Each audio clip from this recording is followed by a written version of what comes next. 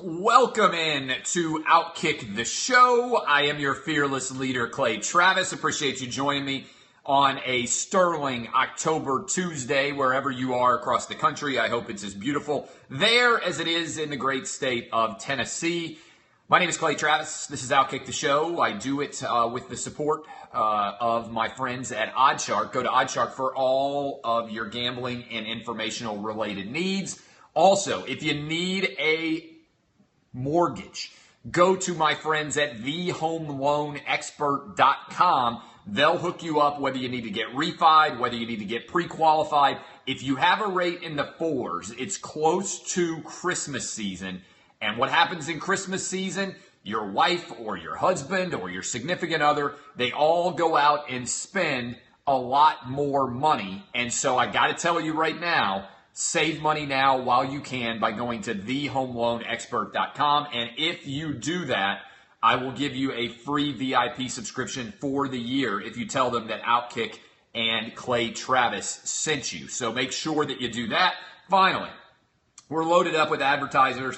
A lot of advertisers wanting to be affiliated with us. You know why? Because we're dominating in all facets. And I want to tell you right now, it can be hard to find new talent and also how important it is, you guys know, to get the right hires for your business. Right now with ZipRecruiter, you can post your job to over 100 of the web's leading job boards with just one click. You can rest easy knowing your job's better being seen by the right candidates. And ZipRecruiter puts its smart matching technology to work, actively notifying qualified candidates about your job within minutes of posting, so you receive the best possible matches at ZipRecruiter.com. No wonder 80% of employers who post on ZipRecruiter get a quality candidate through the site in just one day. ZipRecruiter, the smartest way to hire. And right now, my listeners can post jobs on ZipRecruiter for free. That's right, free. Just go to ZipRecruiter.com/Outkick. That's ZipRecruiter.com/Outkick. And again, one more time, try it for free. That's ZipRecruiter.com/Outkick. Okay, we got a lot to get to in today's show. I want to start off with this controversy between Sam Ponder and Barstool, which is really a controversy about what exactly ESPN is going to allow Barstool to get away with. Here is what they said a couple of years ago that Sam Ponder was upset about. I know for a fact every day at ESPN, all the suits and all the lawyers, they have their daily 9:15 coffee meeting on how we can fire Sam Ponder without being sued for discrimination. She's the worst. This is Dave Portnoy. She's the worst. No person who watches Game Day wants to see a picture of her and her ugly kid. Nobody cares. Sam Ponder, we want to see you sex it up and be slutty and not be some prude fucking jerk who everybody hates. Then Big Cat says, show me one person who likes Sam Ponder. I don't even think Christian Ponder likes Sam Ponder. Everyone hates her, but no one will say it out loud. And then Portnoy continued, Sam Ponder, you fucking slut, he says. I don't want you at these games being super prude and talking about God and religion and how your kid is so awesome and breastfeeding when I'm watching Game Day. So Sam Ponder, this was 3 years ago, Sam Ponder went off the top rope last night on Barstool. She's been waiting for the opportunity to fire back, and she said, welcome to the ESPN family at Barstool, Big Cat, and welcome to all your minions who will respond to this kindly. And she linked to the Barstool account in their app for some of the things that they have said about her. Big Cat said it wasn't him, and then she says, oh, it was actually your boss. And to your tweet tonight, I can't find now. Anyway, they went back and forth a bunch of times, and Ponder sent early this morning, I was wrong in thinking at Barstool Big Cat wrote that article and called me a slut repeatedly. He just continuously laughed along. It was the president of Barstool Sports who said these things. Happy to clarify. Selfishly, Sam Ponder continues, I didn't say anything 3 years ago or in response to their stuff about other women because like many women in this industry, I was afraid of more attacks from their followers. Working for the same company now gave me more courage. And this is a mess. All right, this is a messy situation for ESPN. And this is a really messy situation for ESPN. And let me take a step back. I like Sam Ponder. I know her. I think she's smart. I think she does a great job. I think she's very talented at television. I obviously know the Barstool guys. I don't have anything against the Barstool guys. What I think is most fascinating about a story like this is how you bring internet to mainstream commerce and how you deal with what was said in order to become famous enough or have an audience enough to then be able to get a show on ESPN. I'll tell you my own, and I've told the guys this. I told Big Cat this. I said, think about this. There is a certain level of, I want to say, validation when a major media company reaches out to you and you are otherwise an independent guy doing your thing, and they say, we want you to come work for us. And I've done it at Fox Sports. I've done it at CBS. I have done it at Fan House. I have done it at Deadspin. And I got to tell you, being your own boss is more valuable than working at a major media company. That's my personal opinion. Because inevitably what happens at all of those places is they say that they want you to be the exact same person that they were attracted to begin with. And then once they actually get you inside their circle, they start trying to change you. Now, I've talked about this a little bit before. I have had a lot of meetings with executives over the years where they sit me down and they say, you can't say this. I'll give you an easy example. I had the whole brain trust at Fox Sports sit me down and say, you can't go on your show and call Lena Dunham a bitch. And I said, why can't I go on my show and call Lena Dunham a bitch when Lena Dunham is a bitch? And they said, you can't say that about a woman in 2016. And I said, well, I can call a guy a dickhead, or why can't I call Lena Dunham a bitch? And the whole Fox executive team is sitting there like around me, right? And they're saying also, you can't make a joke about a strap-on dildo in 2016 on Outkick. I said, why can't I make a joke about a strap-on dildo on Outkick? And so I understand their perspective. They are working at major. Dunham is a bitch. That's unquestionably a fact. And when I said that, and I'll say it again, I said it because I meant it and because it's true. And because Lena Dunham was saying that cultural appropriation, sushi was cultural appropriation. And I had a rant about it. You can go find it probably on the internet somewhere on this show, on Outkick the Show here on Periscope and Facebook. And I went off on her. And I said it was shameful. I said it was ridiculous. And I got a call. Every now and then I would get a call. When I said several times before, remember when Sarah Spain did her bullshit like, oh, everybody's so mean to girls online and nobody's ever mean to anybody else. And I was like, this is bullshit. You ever go read Darren Ravel's mentions? You ever go read Skip Bayless's mentions? You ever read Jason Whitlock's mention, Clay Travis's mentions? I don't believe that women have it rougher online than men do. I think that people online in the world of sports have a lot of bad things said about them. And so I just said, I think this is like a total product placement by ESPN. It's bullshit.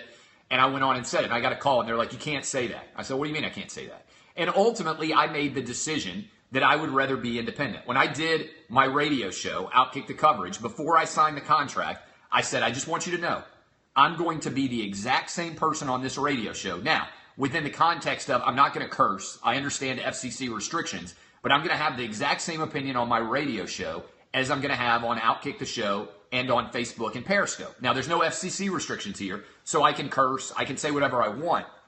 But I said, I'm going to have the exact same show on the radio.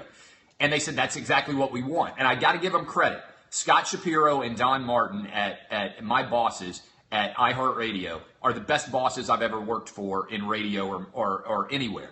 They got my back, and they said, we want you to do exactly what you're doing now. And the result has been that millions of people listen to that show. It's becoming the most successful sports show maybe ever in the morning before all is said and done, depending on how long I do it. And that's because they let me be me. I can go on and say exactly what I think every day. That's an incredible rarity. I guarantee you that ESPN wants Barstool because they want Dan Katz and they want PFT because they're desperate. Because ESPN is horribly uncool, because nobody likes them on social media, and so they see the success of that podcast. They didn't do their due diligence. They didn't actually go look at what these guys have said in the past, and they allow that show to happen. And it's a laziness, it's a failure of ESPN rooted in desperation. I don't think you can blame the Barstool guys for anything. They're going to do what they do, just like I'm going to do what I do. You know, it's like when I went on CNN and I said I love the First Amendment and boobs, that's the fault of CNN.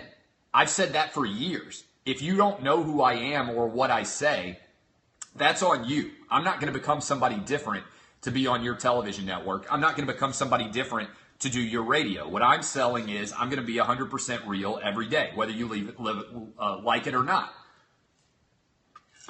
And so I think the challenge here is I don't know that ESPN executives, remember these are the same executives who were counting how many times I said the word boobs on radio, and they said I should never be able to have a radio show, and now they're going to be employing guys who have said infinitely worse than that on the internet. Now, I'm not a pearl clutcher.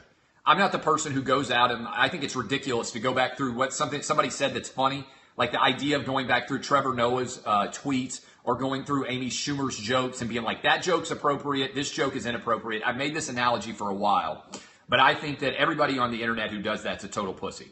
If you don't like somebody's sense of humor, then just don't consume it. My position to Barstool would be, you don't need ESPN. It's validating to you to make you think that you need it, and it's flattering that suddenly you've been in the outside universe. Trust me, I've been there. When I was laboring along on Outkick, it's very flattering suddenly when a major media company wants to pay you money and says, we like what you're doing. But the reason why you're being successful is because you're not a part of that major media company. Once that major media company expands and tries to bring you in, they change your voice. And if you allow them to, then you alienate the audience that you grew. And let's be honest, Barstool's not adding people based on having a 1 a.m. show on ESPN2. This isn't about growing their brand. It's about validating what they do. And so I think that is a bad decision on their part. And I've been straightforward about it. I think ESPN needs Barstool more than Barstool needs ESPN. But I don't think that ESPN can handle the criticism that's going to come from being associated with Barstool because ESPN is fundamentally a pussy organization.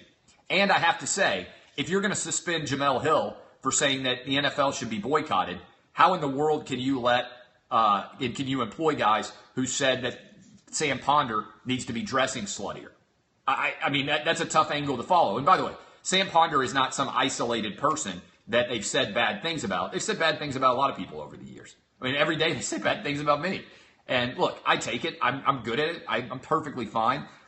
Anytime somebody wants to rip me online, it doesn't impact me. But you know, I don't have like particular sensitivities. I mean, Barstool went after my kids.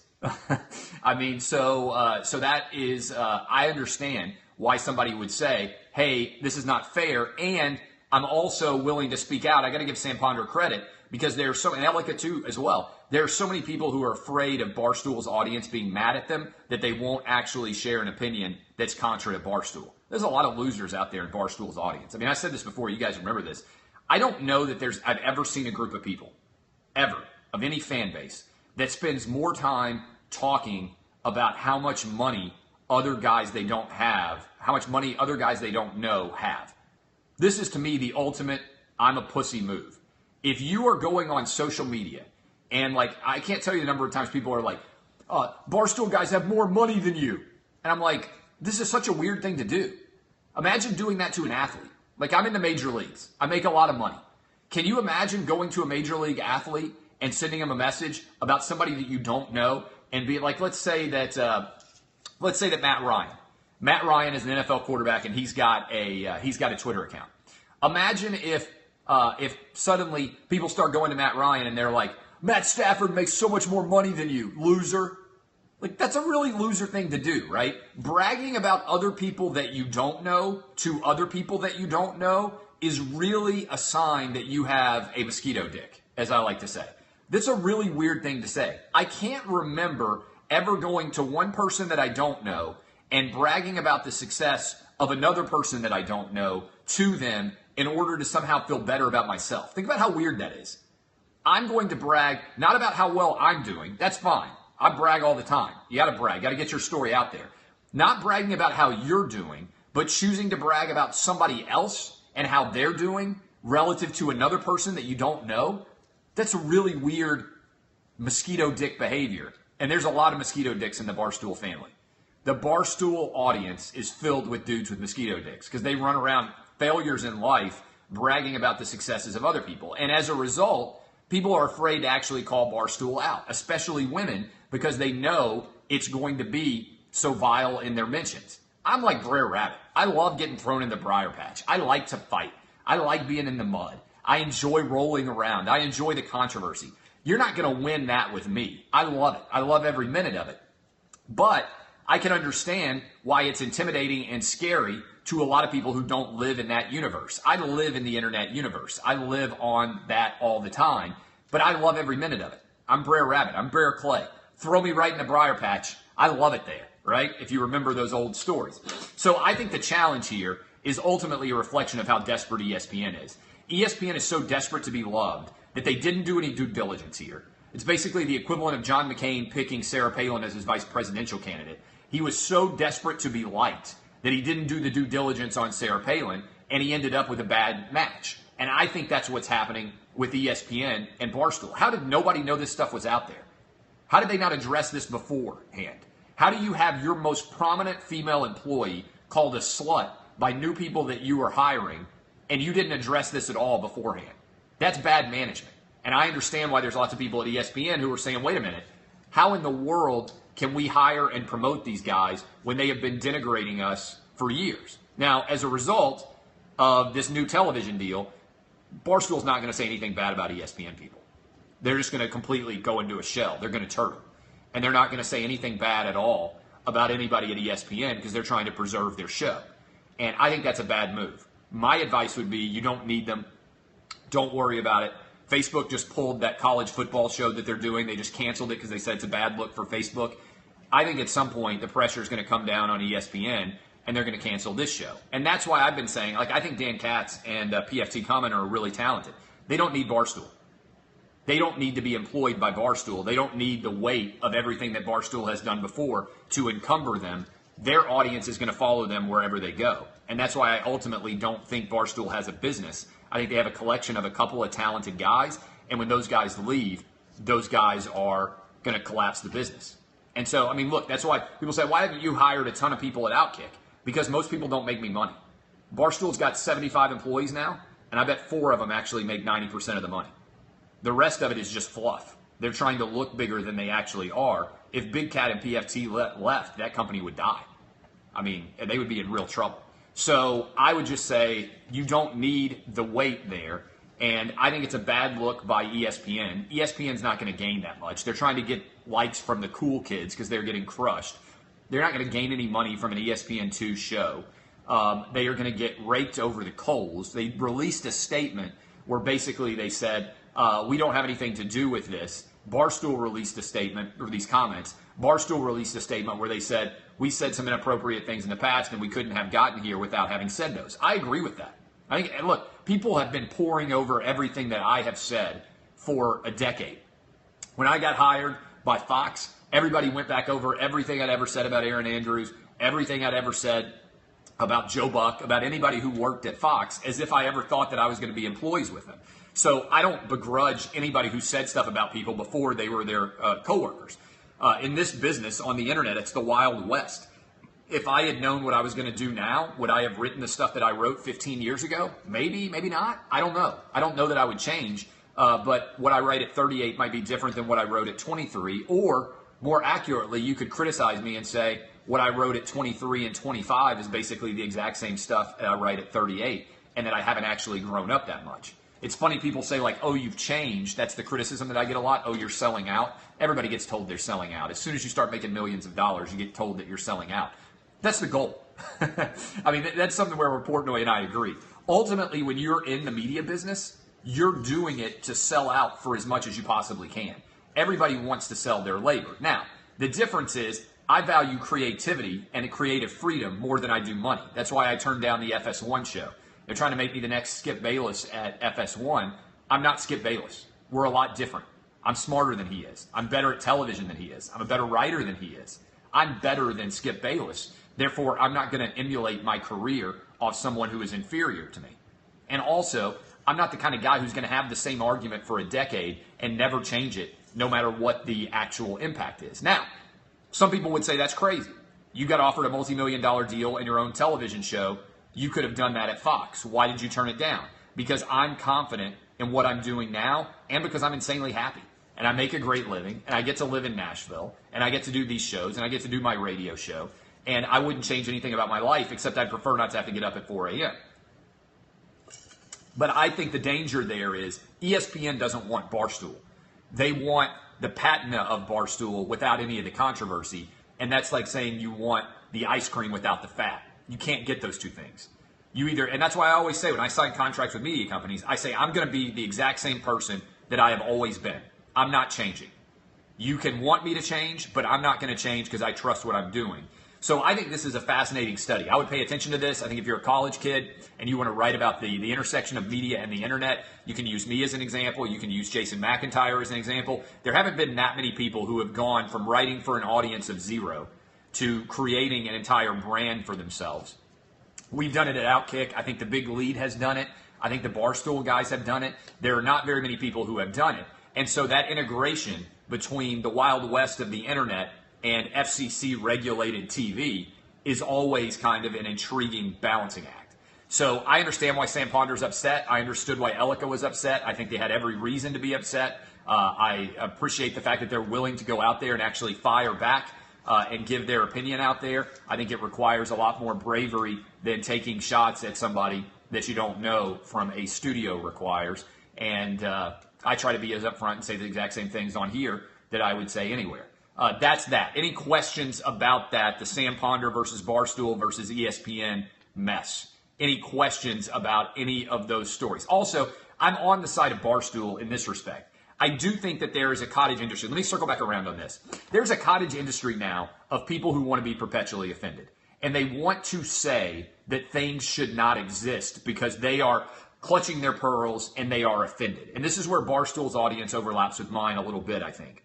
I am not going to ever respond and say, I apologize for my opinion, or I'm so sorry that you are offended. That's not anything I'm ever going to say. And so in the same way that I don't think people should be going through Trevor Noah's jokes he made before he was a Daily Show correspondent and saying, oh, he made fun of fat girls. Oh, look at what Amy Schumer used to say about whatever. Like, oh, can you believe Chelsea Handler a decade ago in stand-up said this? They're comedians. We're in the business of being provocative with our opinions. And so some of those opinions are going to strike you as provocative and make you uncomfortable. The analogy I always use is all these people on social media saying, oh, this is unacceptable, this is unallowable, this is impermissible, about comedians in particular. Can you imagine if they started protesting comedy clubs? I just went and did Zanies. If you put that column, if you did my entire show, if you put it up online, I think just about everybody would listen to it and they would say, that's exactly what I think Clay Travis would say.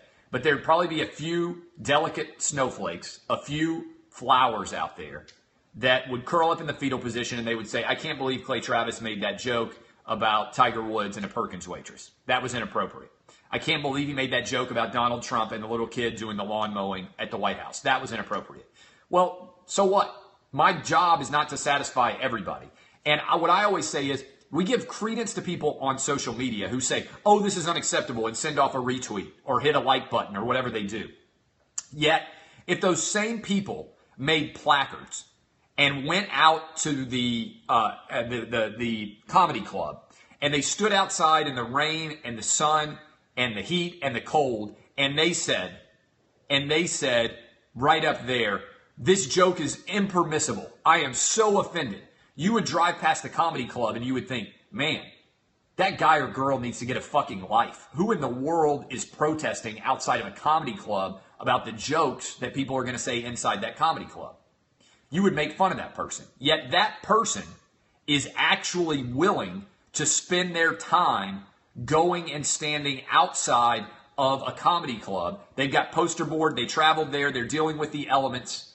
Yet we give that person a lot less credence than we do somebody on social media. So my question for you would be this. Shouldn't it be the opposite? If we ridicule somebody who's protesting outside of a comedy club, shouldn't we even more ridicule somebody who tries to say that a joke shouldn't be able to be made on social media? Just think about that. Think about how you respond in the real world versus how you respond on social media. Somebody's doing a lot less work to be offended on social media than they are to be offended in real life. I think that is a good way to look at this. All right, Marcus Mariota. I was at the game last night. Hate to brag. Boom, boom, boom. I told you. What did I tell you on yesterday's show? I told you on yesterday's show, take out the blood bank guarantee, 6.5. I said buy it down to minus 120. Get it at 6.5. We didn't even need the score from Derrick Henry in order to win by 14. Because if you took my blood bank, if you tapped the vein, You got him at 6.5, and we were going to win regardless. Coming storming back, great win. Mariota, I love this.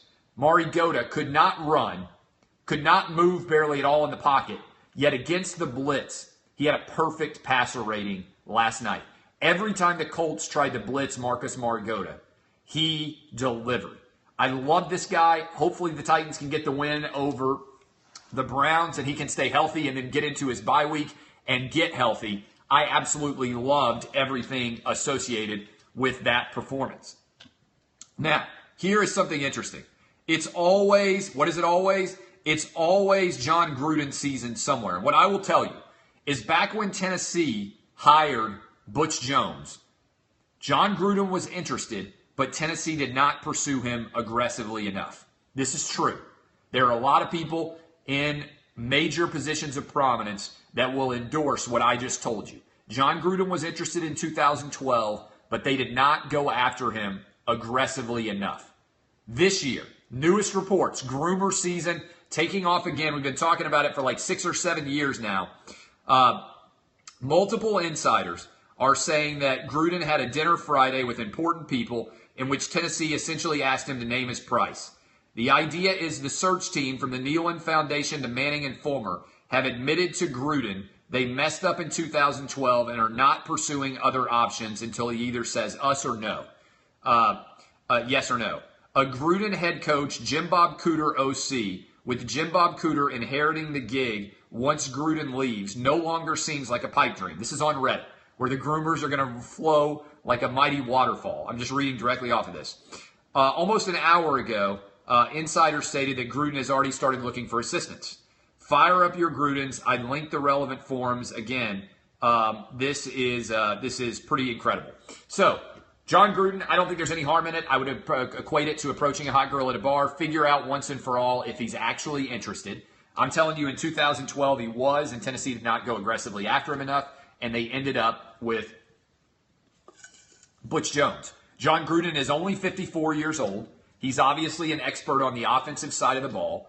He could recruit pretty well with that Super Bowl ring. So I'm going out after all the big names. I want them going after Chip Kelly. I want them going after Jon Gruden. I want them going after Bob Stoops. I want them going after Bobby Petrino. I want them going after Mike Leach. I want a guy who is a championship caliber coach all ready to take over Tennessee. And by the way, I'm wearing my Outkick Alabama shirt today. Capstone State here. I want to make sure that Alabama covers our blood bank guarantee. Line right now is 34.5. Get it before it gets to 35. I want it to be an absolute beatdown of epic proportions because I want Butch Jones to be fired by Sunday. Now, if he's fired by Sunday, there are 3 big-name coaches that you can pursue that don't have a job currently. Jon Gruden, Bob Stoops, and Chip Kelly. I want them to go after all 3, gauge their interest, figure out what they need to pay, get the Haslams in line, and get this thing done. I want one of those 3 in an ideal scenario. Everybody always says, so-and-so's not going to come, so-and-so's not interested. I'm telling you, Tennessee can get one of those 3. I think Tennessee can get one of those 3. I do not want Les Miles. I do not want Les Miles at all. But people out there, Tennessee is a top 15 program. It's the second winningest program in the history of the SEC. And I just want you to think about this for a minute. The cities of Charlotte, Nashville, and Atlanta are all booming in population.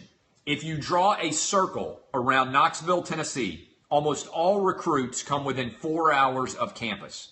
You can win a national championship with Charlotte, Atlanta, and Nashville in a way that you have not been able to ever win a national championship before. Every single year, the football gets better in all those cities. Nashville right now is dominating. One of the reasons why Nashville is dominating with 4 and 5 stars for a city of its size is because so many Titans bloodlines are now flowing through the city of Nashville. Do you know how many elite level Titans players come here, play, decide they like Nashville, and stay, and their kids end up matriculating through the high school system? It only takes a few 4 and 5 stars to make an area elite. Go look at what Nashville is producing on a yearly basis now. That's a 2.5-hour drive to Knoxville. All right? Go look at what Atlanta is doing every single year in terms of the growth of that city. It's a 3-hour drive to Knoxville. Go look at what Charlotte is doing in terms of the size of that city and another NFL team taking root there. You can win a national championship in a 3.5 to 4 hour circle around Tennessee. It's now one of the most lucrative and fertile recruiting areas in the entire country.